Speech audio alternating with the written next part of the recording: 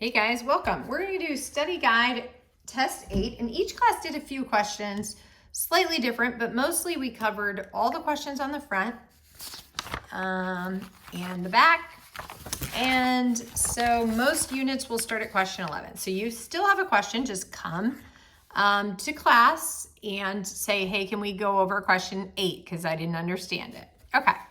Question 11. So we look here, we should be able to use triangle sum to solve that missing angle and this missing angle. So let's do that. So 60 and 53. So 180, take away that. So this has to be 67. All right, the 60 and the 67.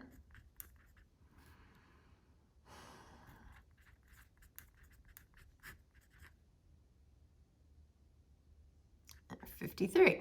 Okay, so the angle-angle similarity theorem, or spelled out angle-angle similarity,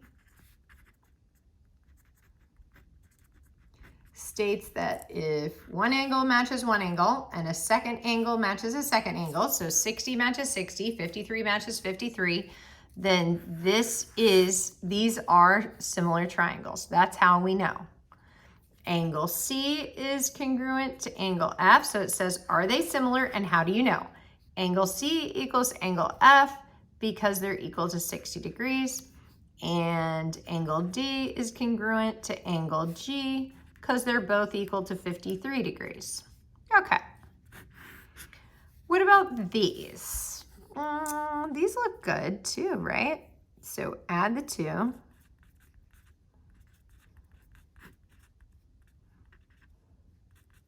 So together they're 115, so 180 minus 115. I get 65. And that's 66. So this is making me a little nervous here. Maybe I should use my calculator. Let's confirm this. So let's just double check our work. 84.6 plus 30.4 plus 65 should add up to 180. Yeah.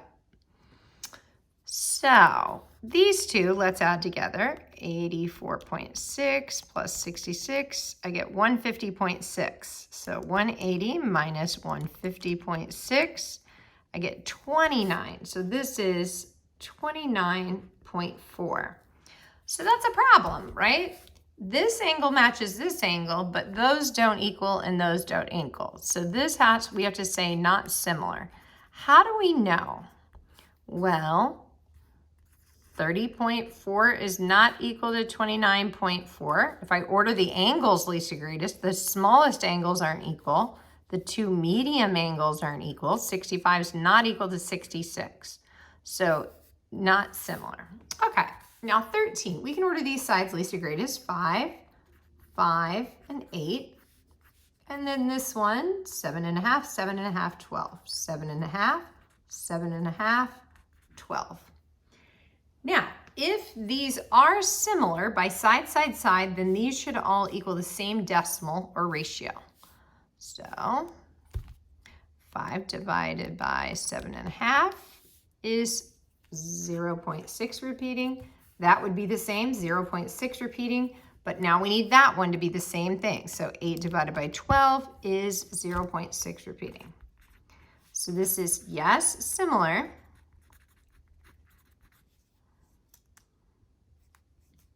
Because of side, side, side similarity. You also might see it spelled out. Side, side, side. Similarity. Why?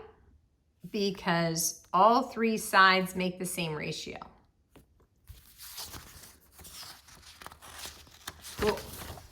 Okay. Let's work question 14. So we see this side matches this side. So AD is actually equal to DC, not even the same ratio.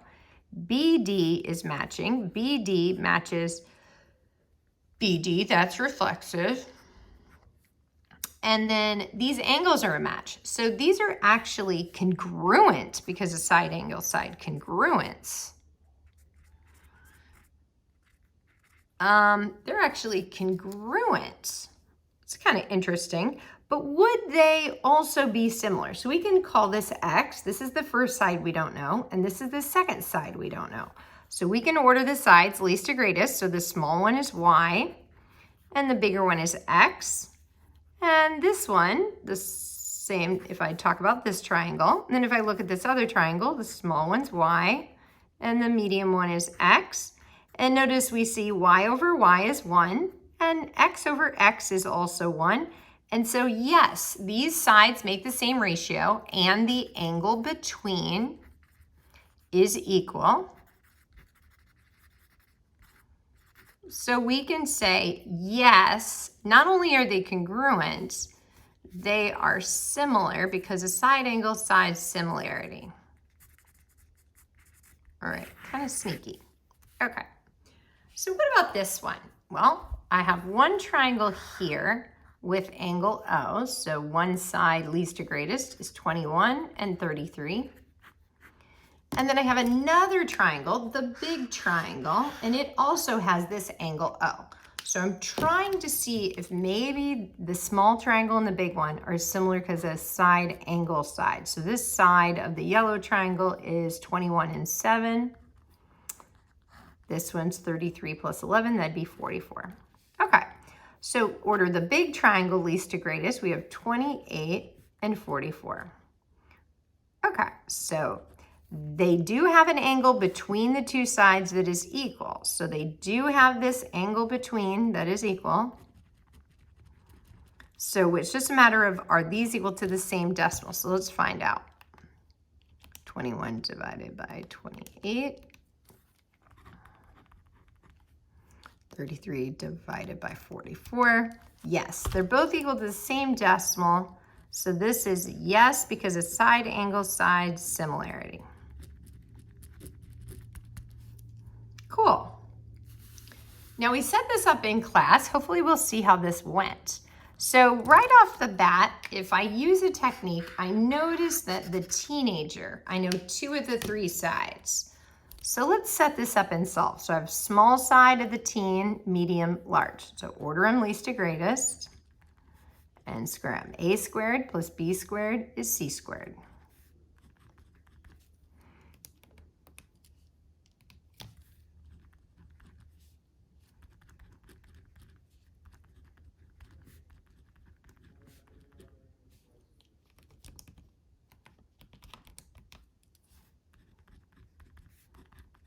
Okay, so we take the square root of both sides and we get 12.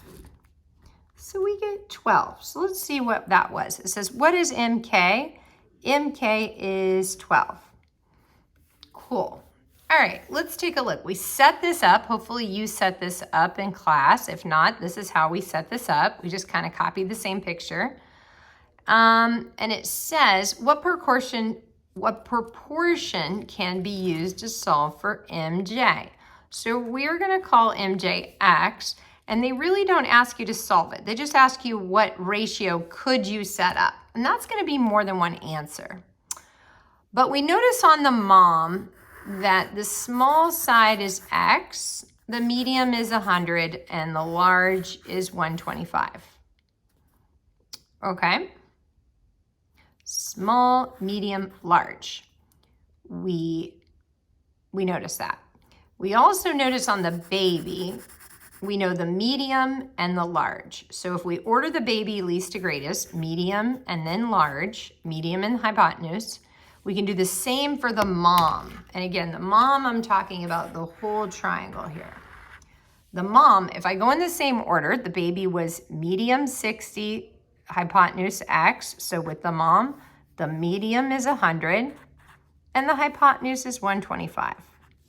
Okay, this proportion could be used, but no, you're gonna go cross multiply to solve. So this also would be a correct answer. If I flip these, you'd still get 100x, right? This would also be a correct answer if you set it up like this, Or maybe these wings are swapped, right? 125, and you had a 60 down here. There's a lot of correct answers, but this would probably be the way most students would set it up based on how we've been practicing. Cool. Okay, hopefully you did these in class. These are like our homework last time. It's just we're kind of going step by step and step by step. If you have more questions on this question, please ask in class next time. Okay, so we went straight to our side splitters. In most classes, we set this up, but we didn't solve. So side splitters, set it up and solve. So let's just finish solving this in case you didn't. So you can figure out what we should have gotten. And again, if I'm going too fast, just slow down the video.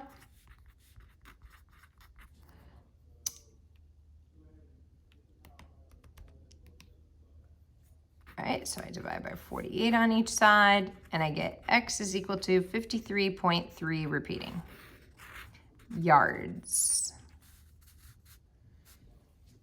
All right, since I got a decimal, let me just double check my setup and my calculation. So 48 over 64, 40 over x, 48x, 64 times 40, 64 times 40 is 2560, divide by 48. Yep, I get that answer.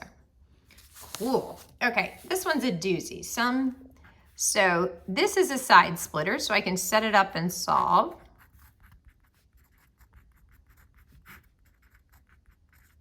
Okay, now let's cross multiply and find out what x is.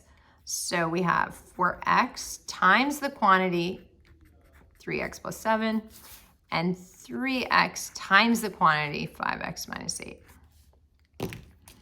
Great. Now let's distribute. Okay, so I get 4 times 3 is 12, and x times x is x squared. 4x times 7 would be a 28x. Okay, let's find out what happened over here. I have 15x squared, so 15x squared, and then 3x times a negative 8, so negative 24x. Okay, so be careful in here, because a lot of students kind of have trouble keeping track of their x's and squareds. So now let's get like terms alike, but I don't really have that. So this one's a tricky one. This one's tricky. Let's practice. So I get 12x over here, 12x squared, excuse me. So I end up with a 3x squared. And if I subtract 28x and get it over here, I'm going to end up with a negative. Let's see what would happen. I get a negative 2, carry that one, 52x, and that would equal 0. I left nothing over on that side. So that should kind of ring a bell because that's called factoring. That's called factoring. Okay, so how could this end up being 0? I'm going to factor out a 3. So that means I'm going to divide each of these by 3 and see how I could divide each by 3 and it still should be equal because 0 divided by 3 is still 0. So let's take a 3 out. So 52 divided by 3 is a decimal. Ooh, so I can't take that out. That doesn't help me, but what can I take an x out? There is an x in both terms. So I have 3x minus a 52. So if I divided everything by x, right? If I took an x out, let's just distribute to make sure that makes sense. X times 3x is x squared. X times a negative 52 is negative 52x. Yeah. So how could this equal 0? Well, it could equal 0 if x is 0. So if I plug in 0 for x, you have 0 times negative 52, and that's 0. So how else? Well, the other way to get 0 is if this stuff is equal to 0. So this is kind of a review of algebra. So let's set this stuff to 0 and see what happens.